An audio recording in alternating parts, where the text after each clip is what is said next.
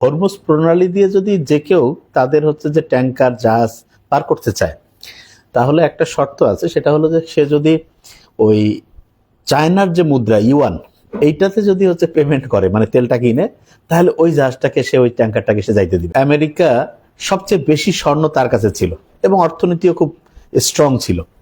তারা তখন একটা করলো যে তোমাদের তো যুদ্ধে অনেক হচ্ছে ক্ষয়ক্ষতি হয়েছে, তার বিভিন্ন যে ওই যে কারেন্সি আছে, মুদ্রাগুলো আছে, এগুলোর তো মান খুব কম বেশি হয়।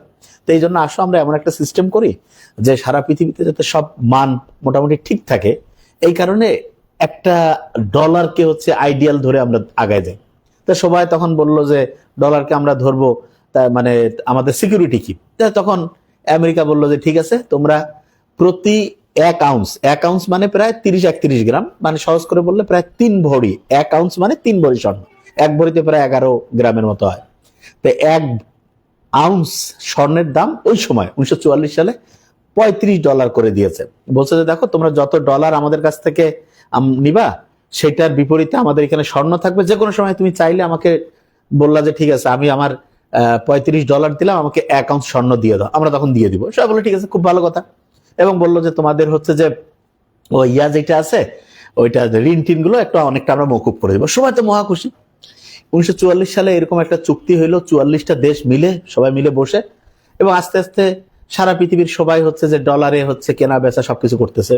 কারণ ডলারের হচ্ছে যে ওইটার মানে সিকিউরিটি হচ্ছে গোল্ড। এবং গোল্ডের একটা বৈশিষ্ট্য বলি, ধরা যাক একটা 6 তলা বিল্ডিং, লম্বায় 6 তলা, মানে দৈর্ঘ্য প্রস্থ উচ্চতায় 6 তলা একটা বিল্ডিং, এইটার মধ্যে যতটুকু স্বর্ণ রাখা যাবে, সারা পৃথিবীর গোল্ড কিন্তু মোটামুটি এরকম। এখন অনেকের মাথায় প্রশ্ন আসতে, ভাই আরো যদি নতুন স্বর্ণের খনি থেকে স্বর্ণ বের করি, স্বর্ণের খনি থেকে স্বর্ণ বের করতে গেলে যে খরচ হবে, সেই খরচ দেওয়ার পরে স্বর্ণের দাম মানে ওটা লাভজনক হবে না। এই জন্য স্বর্ণের খনি থেকে কেউ স্বর্ণ বিভাবে বের করে না। এখন পর্যন্ত সারা পৃথিবীতে 6 মানে একটা 6 তলা লম্বা দৈর্ঘ্য প্রস্থ উচ্চতার বিল্ডিং এ যতটুকু স্বর্ণ ঢুকে, সেই পরিমাণ স্বর্ণ মানুষের হাতে আছে। এবং এই স্বর্ণের উপর ভিত্তি করেই কিন্তু সারা পৃথিবীতে ইসলামও বলছে স্বর্ণ রূপ এইগুলোর উপর ভিত্তি করে যাতে সারা দুনিয়াতে বিনিময় প্রথাটা চালু থাকে। তাইলে হবে কি, সততার সাথে সবার অর্থের একটা ঠিক দাম থাকবে। কিন্তু মানুষ আমেরিকাকে বিশ্বাস করলো 44 সালে, 50 গেল, 60 গেল, 70 গেল। বাংলাদেশে যখন 71-এ হচ্ছে যুদ্ধ শুরু হলো না, ওই সময় সম্ভবত রিচার্ড নিক্সন উনি বলল যে এখন ডলারের সাথে যে গোল্ডের যে সরাসরি কানেকশন, যে আমি $35 দিলে আমাকে 1 আউন্স গোল্ড দিয়ে দিবে, এইটা এখন আর দিব না। সবাই বললো কেন, আপনি তো ওয়াদা আমাদের সাথে করছেন। এটা বলছে ওয়াদা করছে, কিন্তু এখন আর এটা হবে না। এবং সবাই তখন চিন্তা করলো যে আমি আর ডলার রাখবো না। জিনিসটা বোঝার চেষ্টা করে।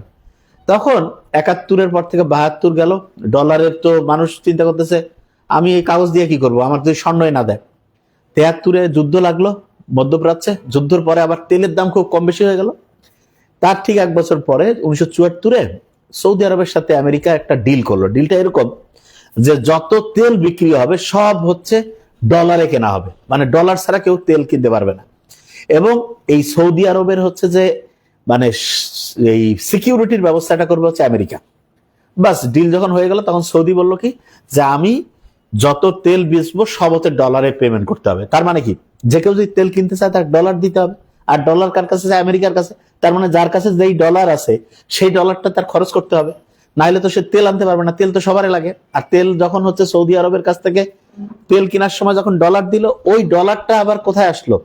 সৌদির কাছে আসলো না। সৌদির ওই ডলারটা আবার আমেরিকাকে দিল। আমেরিকার বিভিন্ন যে ওই যে ওয়াল স্ট্রিট জার্নাল, এই যে আর কি বলে এটা, ওদের যে হচ্ছে যে যত স্টক এক্সচেঞ্জ আছে, হ্যাঁ, সব জায়গায় হচ্ছে যে ওই ডলার হচ্ছে ওরা ইনভেস্ট করলো। তার মানে এমন একটা ডলার রিসাইক্লিং সিস্টেম আমেরিকা করলো যে সারা পৃথিবীতে সবার তেল দরকার, তেলের জন্য ডলার লাগবে, সেই ডলার আমেরিকার কাছ থেকে আসবে এবং সেইটার উপর ভিত্তি করে আমেরিকা সারা পৃথিবীতে রাজত্ব করে। এটা একদম মেইন পয়েন্ট। এই যে হরমুজ প্রণালী দিয়ে যত রকমের হচ্ছে জিনিসপত্র, মানে এই ট্যাঙ্কার, জাহাজ, তেল, গ্যাস যা যাইতে চায়, এইটা কেউ যদি ইউয়ান, চীনের যে হচ্ছে যে ইউয়ান যে আছে, এই মুদ্রায় যদি কেউ পেমেন্ট করে তাকে যাইতে দিবে। এবং এটা দেখেন, এটা আমেরিকার জন্য এমন ডেঞ্জারাস, যদি এটা ইউয়ান, এটাকে মানে চীন আন্তর্জাতিকভাবে যাতে ইউয়ানে হচ্ছে এই যে তেল অন্য কেনাবেচা করা যায়, এই জন্য সে একটা নিজস্ব হচ্ছে মানে হচ্ছে পেমেন্ট সিস্টেমও তৈরি করছে সারা দুনিয়া ব্যাপী।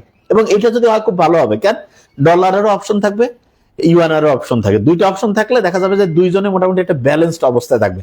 আর নাহলে শুধু একজনের কাছে যদি থাকে, তাহলে এইটা হয় ধরা যাক আমেরিকা করলো কি, সুইফট সিস্টেম আছে তার, সে চাইলে যে কারো যদি চায় যে আমি এদের টাকাগুলো ফ্রিজ করে দিব, ধরা যাক যে একজনের $100 বিলিয়ন আমেরিকার হচ্ছে যে ওই ডলারে আছে, তা সে যদি বলে যে এই ডলারটা আমি হচ্ছে যে ফ্রিজ করে দিলাম, যে এই ডলার এখন হচ্ছে কাগজ, এটার কোনো দাম নেই, কারণ কি যে ওইটাকে হচ্ছে যে ওই যে দেখেন না রাশিয়ার অনেক টাকা তারা হচ্ছে ফ্রিজ করে দিয়েছে, বলছে ওই টাকার কোনো হচ্ছে আর লেনদেন করার বুদ্ধি নেই, ওইটা টাকা হচ্ছে পারবে না কেউ, ওটা কোনো কাজে হবে না, কারণ ওর হাতে ওই গোটাল সিস্টেমটা। কিন্তু যদি দুইটা প্যারালাল সিস্টেম দ্বারা, একটা হচ্ছে যে ডলার এবং ইউয়ান, তাহলে যেটা হবে যে যদি ডলার খোঁচর মোচর করে ইউয়ানে মানুষ যাবে, ইউয়ান খোঁচর মোচর করলে ডলারে যাবে, এবং যখনই হচ্ছে কম্পিটিশন হবে, মনোপলি যদি না থাকে, তখন কিন্তু সারা পৃথিবীতে স্বচ্ছতা হয়।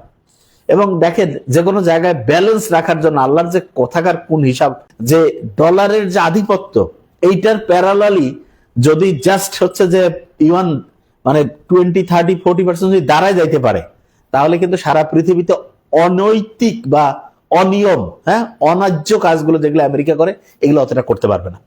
তো এটা একটা মারাত্মক ব্যাপার। এখানে একটা জিনিস বলে রাখি, সাধারণত ডলারের বিরুদ্ধে মানে এরকম মানে এইরকম প্ল্যান অন্য কেউ নিতে পারে নাই, অন্য আগে যারা ছিল তাদের কারো কিন্তু এরকম হরমুজ প্রণালীর ক্যাপাসিটি ছিল না।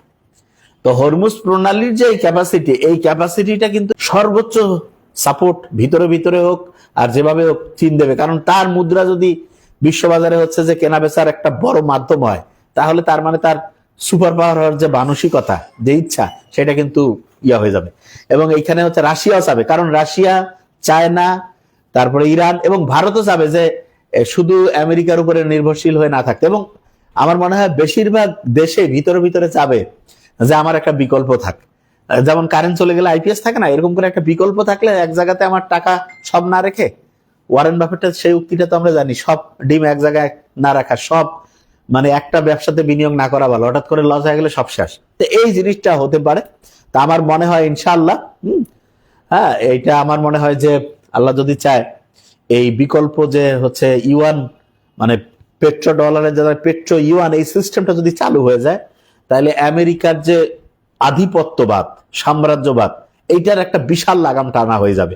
অন্যায়ের শিকার হয়ে যে মজলুম হয়ে যে সে যে লড়াইটা চালাচ্ছে, এই লড়াইয়ে যাতে সে সফল হয়, এবং সারা পৃথিবীর প্রত্যেক বিবেকবান মানুষ যার সামান্যতম হচ্ছে জ্ঞান বিবেক আছে, মুসলমান বলে এই জন্য না দাঁড়াবে, কারণ সে মজলুম। এবং আমি আবার বলি বারবার, কেউ যদি এখানে শিয়া সুন্নি মুসলিম মুসলিম না এইটা বলে যদি ঘোলা পানিতে মাছ শিকারের চেষ্টা করে, বুঝবেন যে নিয়ত খারাপ, মূর্খ। এই জন্য যে মজলুম, যে হচ্ছে আক্রমণের শিকার হয়েছে, তার পক্ষে প্রত্যেকের দাঁড়ানো উচিত। এবং আমেরিকা থেকে শুরু করে, এবং দেখেন আমেরিকার ওই যে জো ক্যান্ট, যার কথা বলছিলাম, যিনি হচ্ছে যে গত ভিডিওটা আমরা বলছিলাম যে কাউন্টার টেরোরিজমের যে হচ্ছে সারা পৃথিবী ব্যাপী যে আমেরিকা যে হচ্ছে যুদ্ধ পরিচালনা করে, সেইটার যিনি একেবারে মানে ডিরেক্টর ন্যাশনালি, উনি কিন্তু নিজে হচ্ছে পদত্যাগ করছেন।